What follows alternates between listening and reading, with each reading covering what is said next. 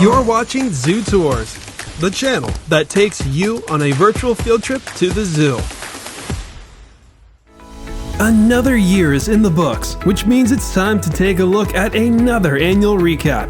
The must-see tours of 2022. But I do want to give a heads up though. These are not in order of the best featured exhibits.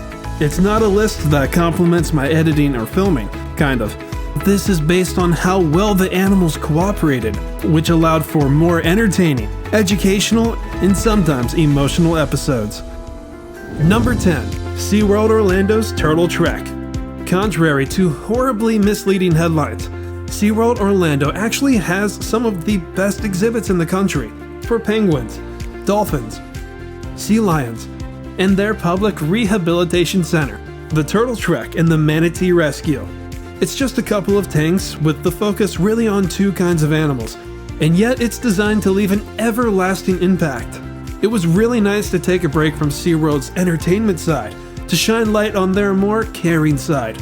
This is one of the few times where we meet the creatures on a more personal level, rather than learning about the species as a whole, showcasing the struggles of one of SeaWorld's oldest residents, a sea turtle that doesn't even have a jaw, a sea turtle that's missing their arm, why manatee numbers in the wild are plummeting.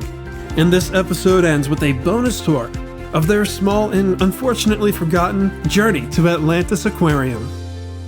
Number 9. The Rocky Coast at the North Carolina Zoo.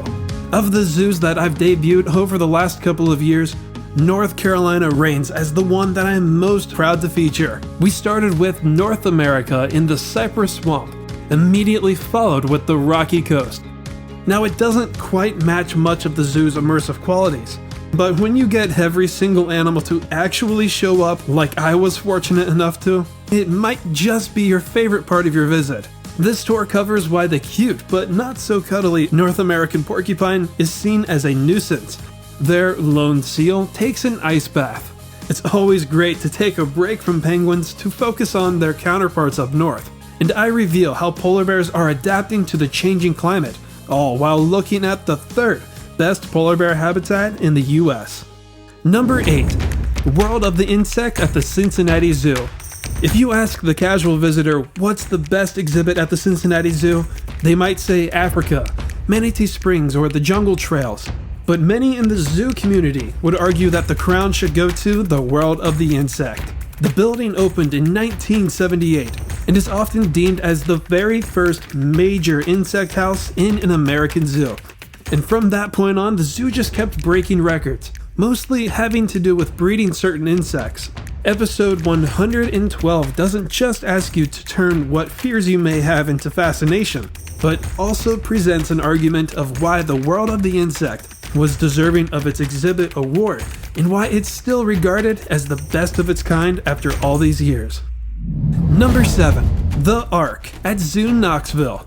The Amphibian and Reptile Conservation Campus is one of the more unique herptile houses out there, a concept that comes with a lot of repetitive qualities. Now the Ark does have a room full of standard displays. The experience is defined by its hands-on interactive displays. Not just one, but two well-detailed weather-controlled environments that dares you to crawl underneath a Cuban crocodile or asks you to learn about the world's endangered turtles and tortoises. The Ark's home run feature is the scatter of outdoor pens. I've seen plenty of outdoor reptile habitats before, but none of those were home to creatures that could fit into the palm of your hand. Though I didn't see much due to the cold weather, it was such a nice change in direction from what I'm used to that it didn't sway my opinion at all. Not only did the Ark sort of reinvent, or let's say rejuvenate the concept of a reptile house, hopefully it encourages other zoos to tie in as much focus on conservation to their exhibits as wildly possible. Number 6. The Australian Adventure at the Cleveland Metro Park Zoo. I went into filming this thinking, alright, I just need a simple filler video and I'll be happy with whatever I get. I never thought I'd see so many amazing things happen within such a short span. I've encountered 10 annual visits of nothing but cold shoulders from these guys, but on my 11th, the dingoes at least weren't sleeping. There was a lot of action in the walkabout, but all eyes were on the young red kangaroos, and very few eyes were able to see the very young wallaroo. But my luck did not run out there. Not only did the koalas have a youngster of their own, not only were they awake, they couldn't stay still. But the cherry on top, the male was looking for a date. And when koalas do that, they're known to get pretty vocal. Number 5. The Clearwater Marine Aquarium Part 1 and 2. As others will hear me say now for a third time, the CMA is not and doesn't try to be your typical big-name aquarium. It's strictly an animal hospital that works to rehab and release every patient that they can. You won't just hear a retelling of Winter's story, but other stories of how their otters, a shark, sea turtles, their bottlenose and rough-toothed dolphins, and even how their seahorses were rescued and defied the odds to create what is arguably the most inspiring tour yet. And it looks like you forgot that I existed when I posted these, so if you're not convinced to go and watch, it does have the aquarium's stamp of approval. Oh, and bring tissues. Number 4. The Tiger River at the San Diego Zoo. 2022 was capped off in a dramatic fashion with the second and oldest addition to their Lost Forest. 3 of those acres are dedicated to the animals of Southeast Asia. This very educational-centric episode gives an idea of the fight between the Siamese crocodile and mankind. We see why the fishing cat is right at home in the water, learn why tapirs are very important to the environment, why Malayan tigers are struggling in the wild, again, but the real reason why you should watch this is for the massive, spine-chilling coconut crab, a rarity that we may never come across again. Number 3. The Columbus Zoo's Congo Expedition.